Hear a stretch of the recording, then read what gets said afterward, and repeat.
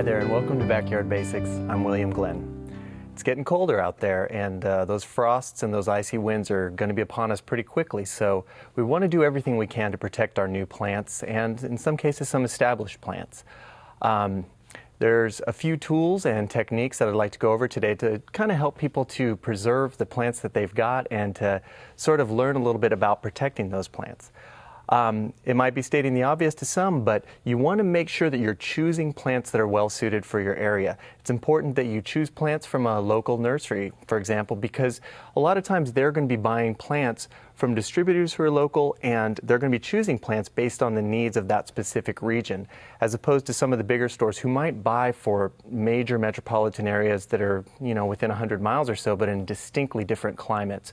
Austin, Dallas, Houston are all in different sort of zones. Those are going to be USDA zones, and I encourage you to learn which zone you're in. That'll help you with your plant selection a lot.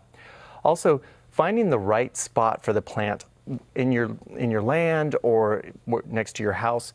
Citrus, for example, is one of my guilty pleasures. I really love growing citrus, but it's considered marginally hardy, which means that it will sustain some damage. The varieties that I have, I should say.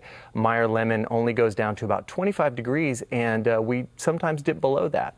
So what I've done is I've planted those on the south side of my home, which basically my house acts as a buffer between the Arctic northern winds and the tree itself. So it's not going to be exposed directly to those drying, frosty winds. So that's one way, just by choosing the right spot, that we can really help the plants to thrive throughout our cold winters.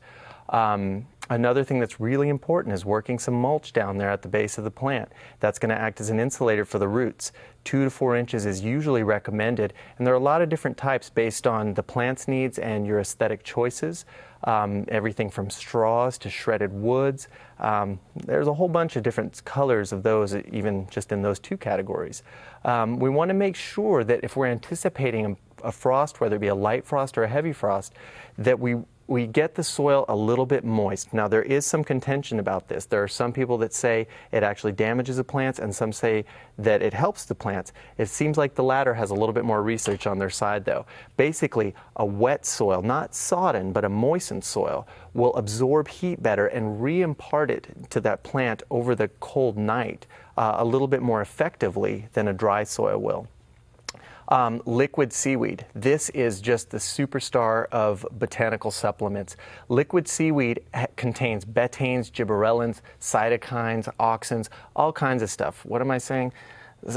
I don't know. It's beyond me, but what I do know is that this is really going to increase the cellular membrane. It's really going to promote vigor and overall well-being of these plants, thus making them more resilient to some of these cold snaps. A strong plant, just like any other species, it's going to do better when it has a little bit more insulatory material, and the liquid seaweed directly contributes to that. But our best ally, the number one thing, is actually covering the plants. I know you've heard this a lot. It's really important. And what I've brought with me today is called a row cover.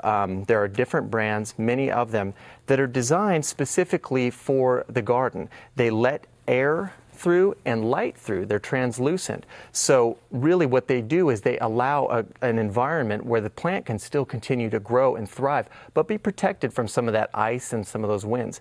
It's important, if the plants cannot sustain the weight of a row cover, and perhaps one that might have frost on it, that we build a structure. They can be made out of conduit, PVC, they can be made out of bamboo. They can even be made out of an old garden chair that you don't use anymore.